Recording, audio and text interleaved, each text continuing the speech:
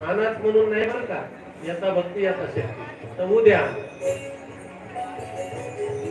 आणि त्या पुण्याच्या प्रगट त्या ठिकाणी त्या माता माऊलीनं देह ठेवला आणि देह ठेवून पुढल्या जन्मी एका राजाच्या घरी जन्म आला. बघा, पुण्य कौशल्य राजाच्या घरी, म्हणून त्या मुलीचं नाव ठेवलं कौशल्य. आणि इकडे अयोध्येमध्ये त्या भक्ताचा मोठ्या जन्म झाला, त्यांचं नाव ठेवलं दशरथ. आता दशरथ त्यांचा जन्म झाला, बरेच दिवस झाले, लग्न झालं दशरथाचं कुणाबरोबर? त्या कौशल्याबरोबर. त्यांना ओळख आहे का? मागल्या जन्मात त्या मंदिरात भेटली होती म्हणून, तिला पुण्य दिली म्हणून नाही ओळख, माया आडवी असते. लग्न झालं पण त्या इतका दोष होता पाठीमागं, बाल हत्या केलेला जात होईल. कुठं कौशल्याला लेकरू झालं नाही ना, झालं लेकरूच नाही. 12 वर्ष झालं, पाळणच झाला ना. आता काय करायचं? म्हणजे दुसरी करा. दुसरी केली.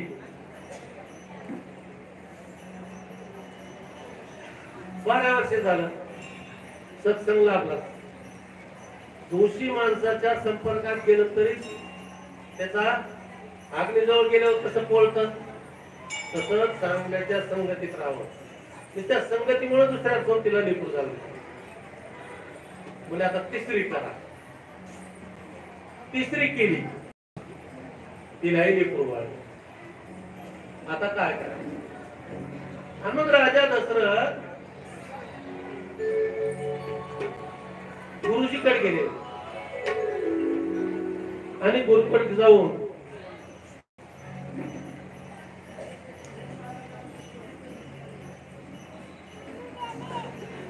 आणि गुरुजीकडे गेले. आणि गेल्यानंतर आता काय करायचं?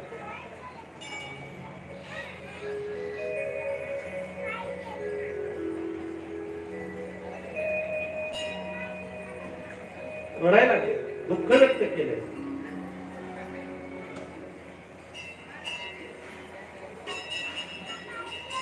आणि गुरुजींनी त्यांना सांगितलं, एक यज्ञ करू आणि त्या यज्ञ अग्नी देवता, सूर्य देवता आपल्याला प्रसाद देते. आणि मग ते प्रसाद दिला. म्हणजे किती राणे आहेत तुम्हाला? म्हणजे 3 आहे. मग 3 राण्याला 3 प्रसाद दिले यज्ञ देवते. दशरथ जे आले दिले, 3 राण्या दिला.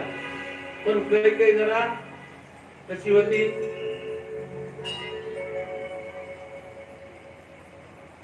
गोळीच म्हणायचं. दिलेल्या वस्तू सांभाळायची नाही, काय म्हणावं त्याला.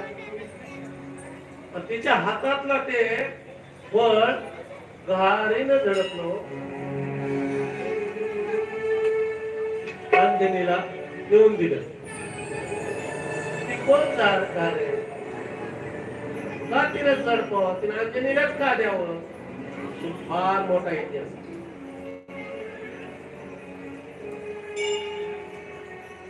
मग कौशल्य म्हणले आता काय करायचं? म्हणजे अर्धा दोघी देऊ. मग कैकेयीला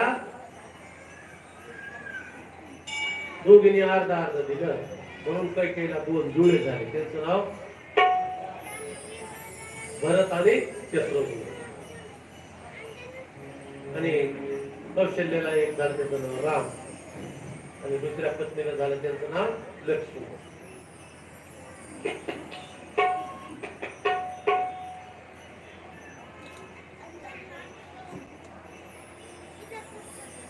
आणि थोडं एक गीत घेतो. स्वयं श्रीराम प्रभू ऐकते कुशल रामायण. हम कथा